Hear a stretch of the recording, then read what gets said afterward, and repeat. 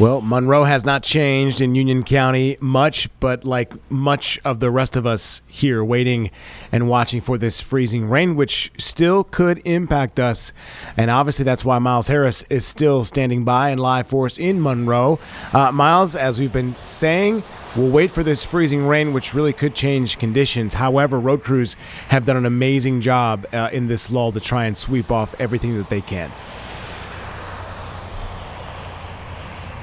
Yeah, you're absolutely right there, Colin. Now, we already have seen a bit of changes, especially as we were kind of getting into our coverage last night, where last night we were seeing a bunch of the dry, cold, windy conditions, but now we add that layer of snow. And so what's so interesting about the snow that we are seeing out here in Monroe is, so in the last hour around 1:30, we showed you just out on the sidewalk here how dense it was to try to scrape, dig through the sidewalk here. But even with just within the last hour right now, guys, it is getting a lot more slick out on this sidewalk here. And you mentioned it when it comes to crews out here treating the roads even the days before leading up to this weekend and into today. Take a look here as you can see the update and the status of the roadways. Things looking a lot more, I wouldn't say safe, but just a lot more easier to move through right now. We have seen a bunch of salt trucks, a lot of plow trucks out here trying to brush that snow off the roads. They've been out here constantly salting the roads. And we've also seen a number of people out here just being on the roads. Now, what's also interesting about that is we are out here in a very interesting road here, West Roosevelt Boulevard, a pretty popular old area out here in Monroe.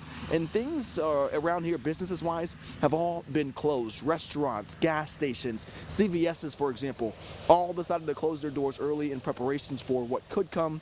Like you mentioned, Colin, with the icy, wintry mix in Union County and parts of this area as well. Now, we have been reaching out to the county officials and anybody within the city as well of Monroe on the updates. So far, they have not dealt with any power outages.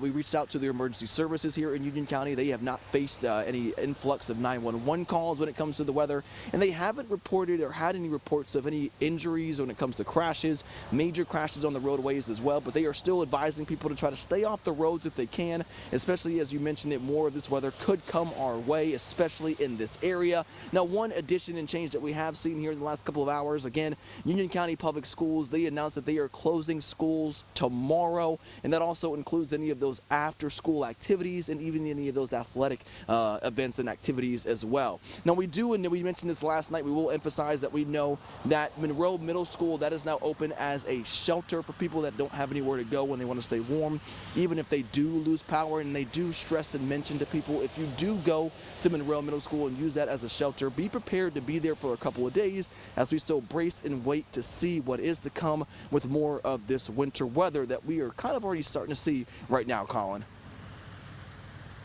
No doubt, Myles.